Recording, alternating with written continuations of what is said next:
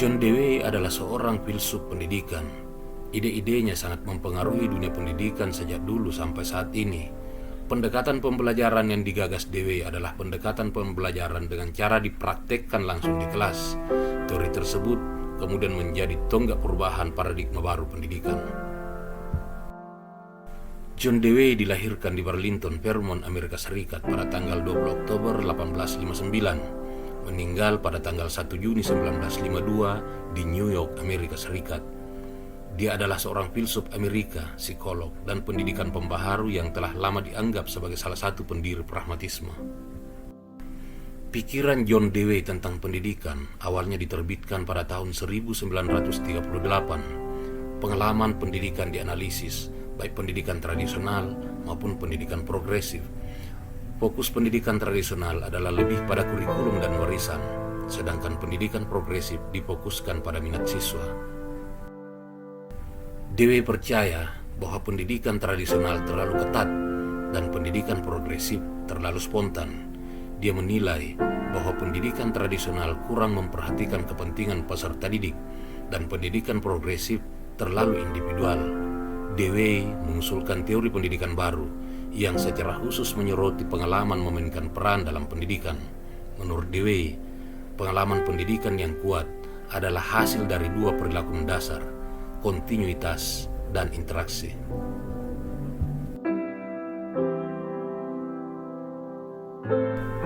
Kegagalan bersifat instruktif. Orang yang benar-benar berpikir belajar cukup banyak dari kegagalan maupun dari kesuksesannya. Suatu masyarakat yang bergerak, yang penuh saluran untuk distribusi perubahan, harus memastikan bahwa anggotanya dididik untuk inisiatif pribadi dan kemampuan beradaptasi.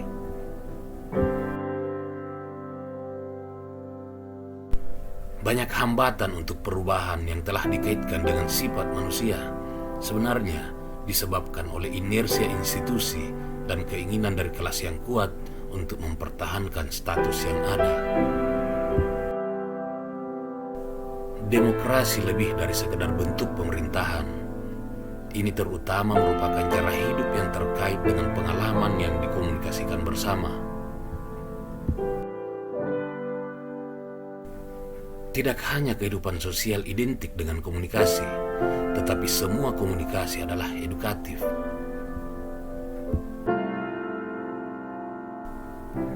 Saya percaya bahwa pendidikan adalah metode mendasar dari kemajuan dan reformasi sosial.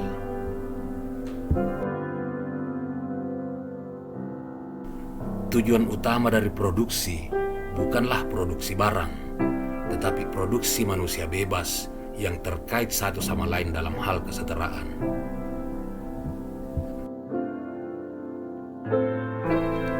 Pilihan adalah pernyataan sendiri bahwa cita-cita diri tertentu harus diwujudkan.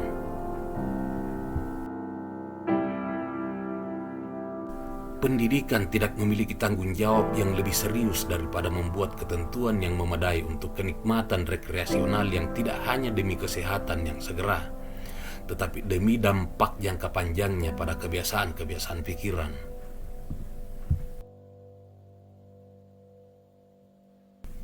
Pikiran tidak mungkin tanpa kata-kata.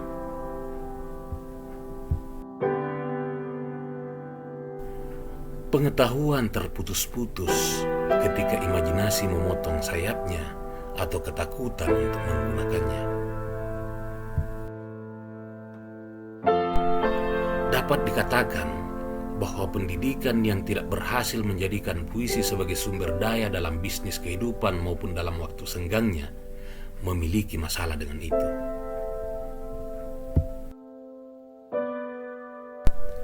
Kita kadang-kadang berbicara seolah-olah penelitian asli adalah hak istimewa para ilmuwan atau setidaknya mahasiswa tingkat lanjut.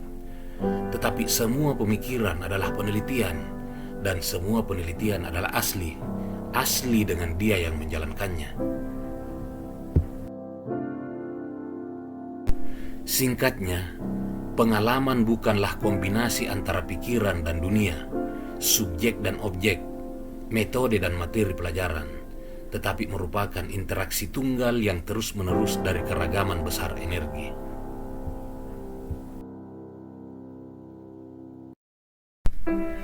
Interaksi pengetahuan dan keterampilan dengan pengalaman adalah kunci untuk belajar. Bahasa hanya ada ketika didengarkan dan diucapkan. Pendengar adalah mitra yang sangat diperlukan. Langkah pertama membebaskan manusia dari rantai eksternal adalah membebaskan mereka dari rantai internal keyakinan dan cita-cita palsu.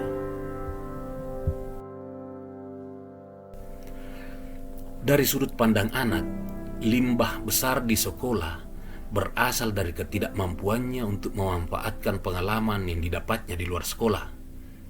Sementara di sisi lain, ia tidak dapat menerapkan dalam kehidupan sehari-hari apa yang ia pelajari di sekolah. Itu adalah isolasi sekolah, isolasi dari kehidupan.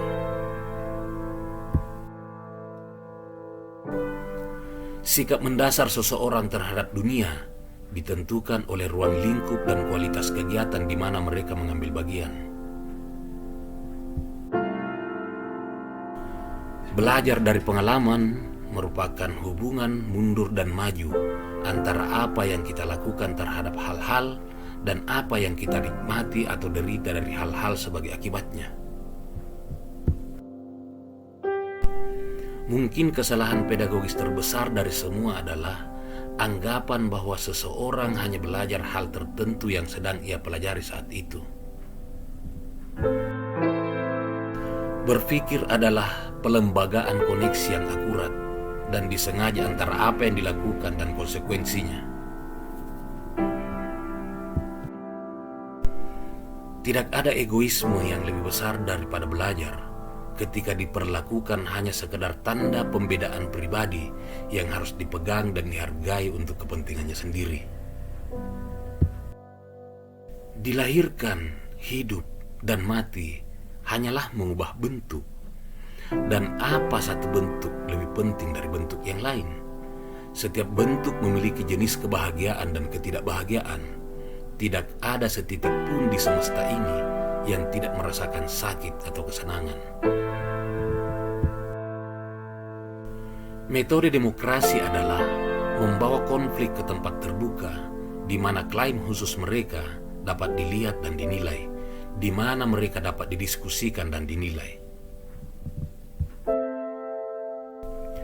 Faktanya, manusia muda begitu tidak dewasa, sehingga jika mereka dibiarkan sendiri tanpa bimbingan dan bantuan dari orang lain, mereka tidak dapat memperoleh kemampuan dasar yang diperlukan untuk keberadaan fisik.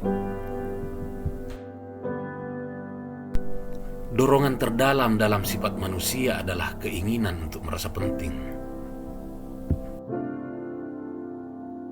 Selama seni dimaknai sebagai ruang kecantikan peradaban, seni maupun peradaban tidak aman.